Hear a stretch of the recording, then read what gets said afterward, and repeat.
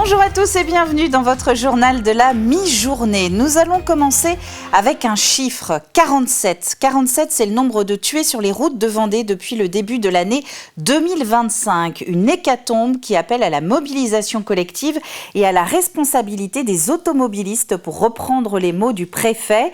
47 morts, mais aussi, vous le voyez, une hausse des accidents et des blessés. 453 accidents de la route en 355 jours, c'est plus d'un par jour.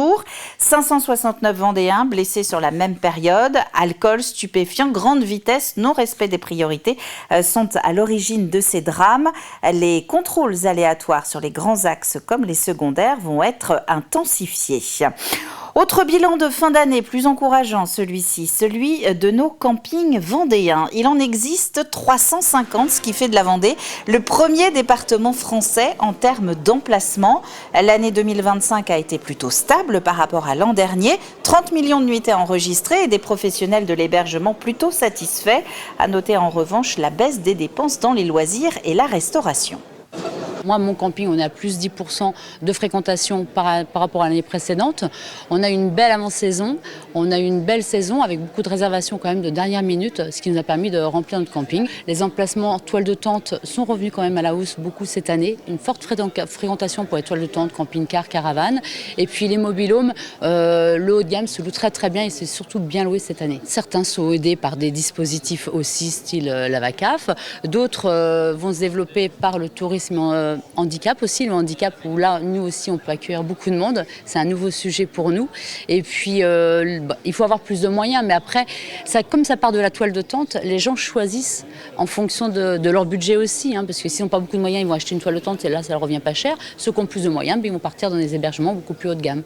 Et parmi les autres faits marquants de cette saison, les efforts faits en matière d'utilisation de l'eau, une baisse de 20% de son usage par les vacanciers et les professionnels. Nous y reviendrons dans le journal de ce soir. C'est un conservatoire qui existe déjà depuis 40 ans, un verger à Luçon qui préserve notre patrimoine végétal depuis 4 décennies. Avec la baisse des aides publiques, l'existence de ce verger conservatoire de Pétré est aujourd'hui en péril. Il doit pour le moment son maintien à des bénévoles et un investisseur privé. Jeanne Bell. 46, 47, 48, et bien ça va être 48. Comme Geneviève, les bénévoles du verger conservatoire plantent toutes sortes de poiriers. Ils sont aidés par Benoît Piron pour recréer d'ici quelques années un véritable verger de conservation. Il fallait le reconstruire parce que les variétés étaient en phase de sénescence. Et du coup, comme on ne voulait pas perdre les variétés, on a lancé un projet sur 2 phases. L'année dernière, replantation des pommiers et cette année, la replantation des poiriers. Notre souci, c'est que ce n'est pas une carotte. Une carotte, on la plante ou une fraise, on la plante et on repart et on a de la trésorerie aussitôt. Là, on est sur de l'arbre fruitier et d'autant plus des variétés anciennes qui vont mettre 5, 6, 7 ans à pouvoir rentrer en production. Ce déficit de trésorerie-là impacte énormément la survie, je dirais, du verger conservatoire de Vendée. S'ajoute à cela l'arrêt ou la baisse de nombreuses subventions. Le verger conservatoire aurait dû, sans doute, fermer ses portes. On a passé une année 2025 au niveau trésorerie extrêmement difficile. Aujourd'hui, comme on reçoit les dernières subventions du nouveau verger de collection, la trésorerie s'assainit. Là, on a eu la bonne surprise tout à l'heure d'avoir un sponsor qui vient nous aider. J'étais très ému tout à l'heure de voir le chèque arriver parce que quand on passe une année difficile au niveau trésorerie, ça fait chaud au cœur. Michael Barjon est le président et fondateur de l'entreprise Zéro Résidu qui a aidé l'association à hauteur de 2 fois 15 000 € sur 2 ans. Quand un projet comme ça fait autant sens et autant foi et que c'est aussi proche de notre ADN en tant que société, puisque nous, c'est l'amélioration des performances animales et végétales sans résidus, et vraiment, je trouve ça génial. Et si demain, on pouvait voir quelques espèces de pommes et de poires issues de ce verger et dire que nous avons contribué à sauver cette assoce, quel bonheur! Tout ne s'arrête pas là. L'association compte toujours sur les autres subventions publiques. Les bénévoles, quant à eux, peuvent se remettre au travail pour faire grandir ce nouveau verger. À Montaigu-Vendée, ce n'est pas 40, mais 10 ans que vient de fêter la Maisonnée et le Clos du Grenouiller, 2 des 6 sites de l'EHPAD de la ville. Un système de résidence unique dédié au grand âge, mais multisite pour permettre à chacun de rester au plus près de son lieu de vie d'origine. Écoutez. On est heureux de fêter les 10 ans de la Maisonnée, qui est un de nos 6 EHPAD sur Montaigu-Vendée. En tous les cas, c'est un EHPAD qui est un petit peu différent des autres EHPAD. C'est un EHPAD multisite. Et donc, on a 6 endroits sur la commune de Montaigu-Vendée où nous avons 30 chambres.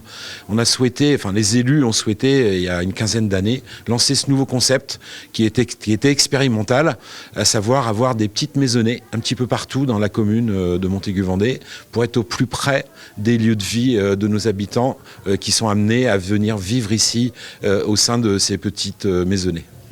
Cette année, on fête les 10 ans de 3 de nos établissements. Donc il y a eu Agora, il y a la Maisonnée maintenant, et tout à l'heure, ce soir, ça sera le Clos du Grenouillet à Boufféré. C'est le moment aussi de remercier tous ceux qui animent la vie des EHPAD, parce qu'il y a beaucoup de bénévoles qui interviennent, mais aussi surtout remercier les agents, nos agents qui travaillent au quotidien, toute l'année, tous les jours, toute la nuit, toutes les nuits auprès de nos habitants.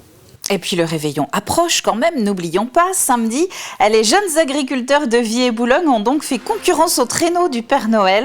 Une trentaine de tracteurs décorés ont sillonné en fin de journée les routes du canton de Bellevigny au Luc-sur-Boulogne. Au-delà de la fête, l'idée était de rappeler aux consommateurs qu'il est important de manger français et pourquoi pas de se lancer aussi dans l'agriculture.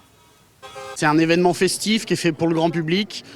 Pour communiquer positivement sur l'agriculture, appeler les gens à manger français en ces périodes de fête.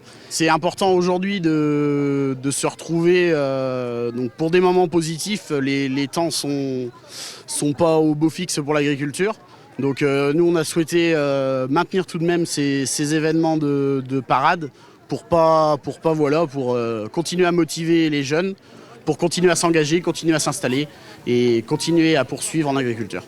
Terminons avec un mot de votre météo en ce mardi après-midi en Vendée. Vous le voyez, des nuages sur l'ensemble du département, un petit peu de soleil aussi quand même. Et 9 degrés pour tout le monde avec un léger vent 10 à 15 km/h qui nous arrivera de l'Est de la France. C'est la fin de ce journal. Merci à vous de l'avoir suivi.